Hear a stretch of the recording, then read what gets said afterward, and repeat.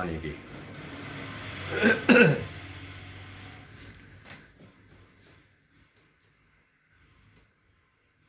काफ़ी समय से मेरे कुछ मित्रों और साथियों का आग्रह था कि मैं राजनीति पर अपने कुछ विचार रखूं। वैसे तो मैं राजनीतिक मामलों पर बहुत ही कम टिप्पणी करता हूं,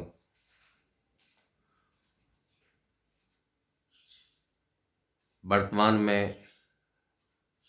जो भी राजनीतिक पार्टियां अपने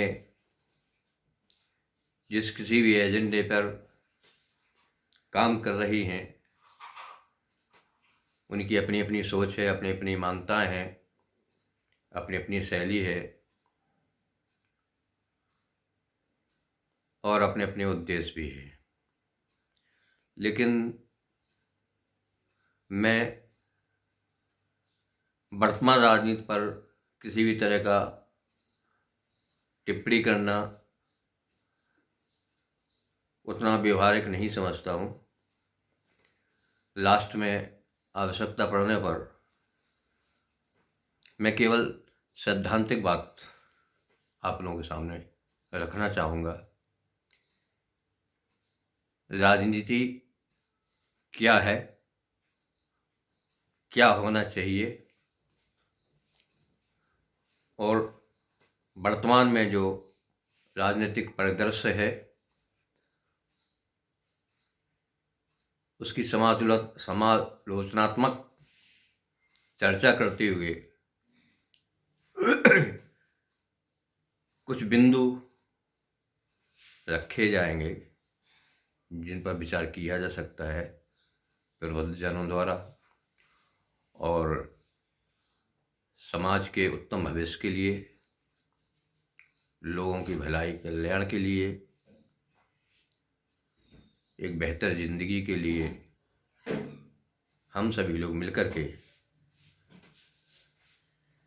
क्या प्रयास कर सकते हैं, क्या योगदान दे सकते हैं,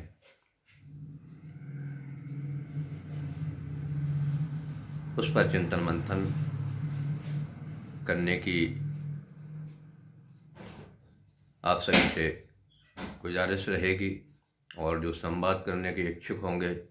वो इस विषय पर हमसे संवाद भी कर सकते हैं।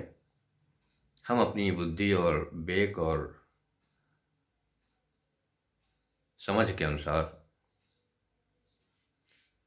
जो हमारा दृष्टिकोण है उसके अनुसार हम अपने विचार प्रस्तुत करते ही रहते हैं, करते रहेंगे भी।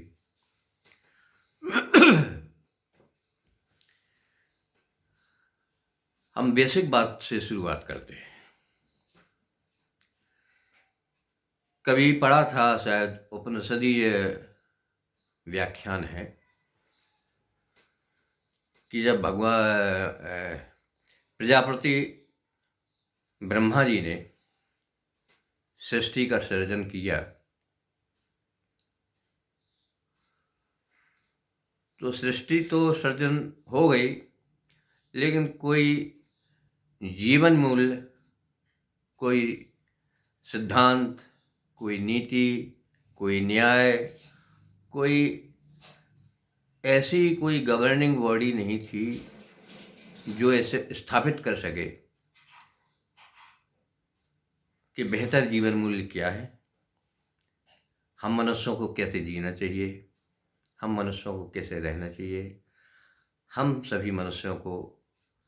अपने सामाजिक जीवन के साथ साथ अपने प्रकृति के साथ किस तरह का समायोजन बना करके चलना चाहिए, जिससे कि जो हमारा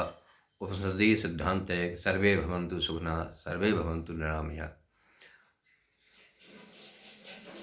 सभी के सुख की कामना, सभी के कल्याण की कामना का जो हमारा एक उपनिषदीय सिद्धांत प्रतिपादित हुआ था,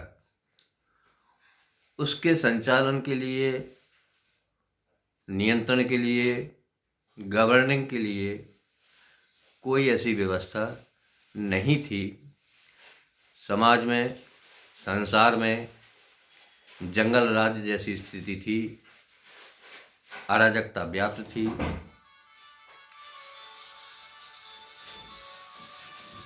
और जिस तरह से हम देखते हैं कि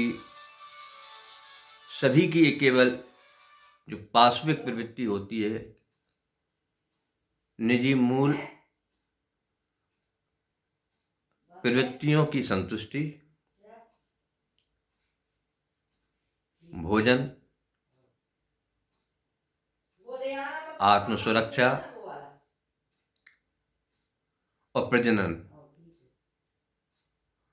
ये उस वक्त के आदमी युग के मूलभूत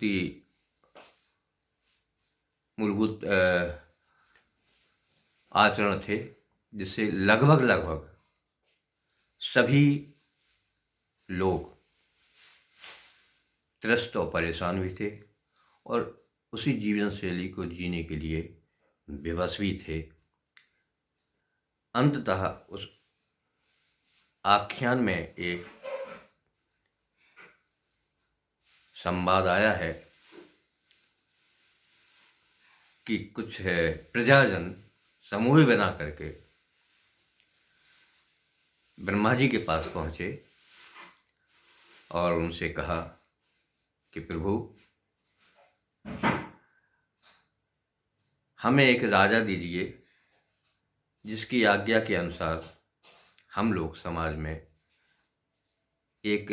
ऐसा जीवन जी सकें जो भय मुक्त हो, चिंता मुक्त हो, सुखमय हो।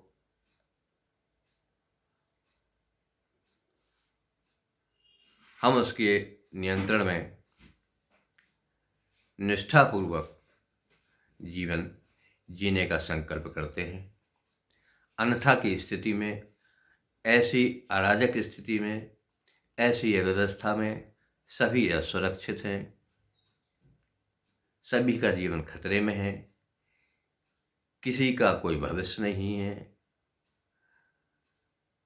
तो प्रभु, हमें एक राजा दीजिए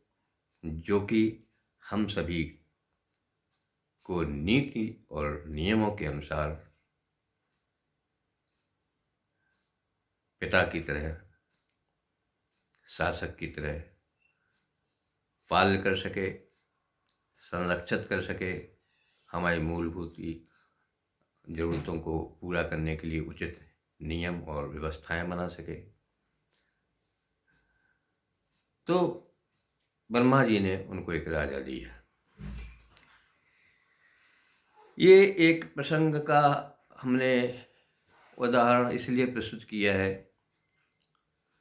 इसको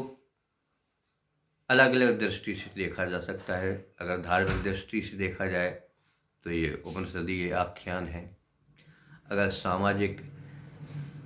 मानवीय जीवन के विकास की दृष्टि से देखा जाए तो बहुत से यूरोपीय राजनीतिक चिंतकों, विचारकों ने भारतीय एवं विश्व के अन्य सभ्यताओं के प्राचीन दार्शनिकों, विचारकों ने राजनीति को अपने अपने तरीके से व्याख्या किया है। इसी व्याख्या के क्रम में, विचारों के क्रम में एक सामाजिक समझौते का सिद्धांत भी प्रतिपादित हुआ है, जिसको संभवतः रूसो या लॉक, अभी एकदम से ध्यान नहीं आ रहा है, एक सामाजिक समझौते का सिद्धांत लोग सामने रखा गया था, एक चिंतन की कि लोगों के बीच में आपस में एक सामाजिक समझौता हुआ कि आपको भी जीना है, मुझे भी जीना है, मेरी भी ज़रूरतें हैं, आपकी भी ज़रूरतें हैं। तो ऐसी स्थिति में अगर हम लोग आपस में एक समझौता करके चलेंगे कि आप मेरी इच्छाओं, आकांक्षाओं में बाधा न डालें, या हमारी जो न्यायपूर्ण डिमांड है, मांग है, वो हमारी पूरी होनी चाहिए, उसी तरीके से आपकी जो न्यायपूर्ण डिमांड है और जिससे अन्य दूसरे को कष्ट ना पहुँचे, इस तरह की न्यायपरक डिमांड, ज़रूरत, इच्छा, आवश्यकता आपकी भी पूर्ति हो। इस तरह से अगर कोई जीवन मूल्य, कोई सिद्धांत स्थापित समाज में अगर हो जाए तो सभी का भला हो सकता है और सभी लोग एक सुरक्षित और सुखमय जीवन जी सकते हैं। इस विचार को रखने वाले विद्वान ने उसका नाम दिया था सामाजिक समझौते का सिद्धांत। तो सामाजिक समझौता तो हुआ, लेकिन सवाल फिर वहीं आ गया कि इस सामाजिक समझौते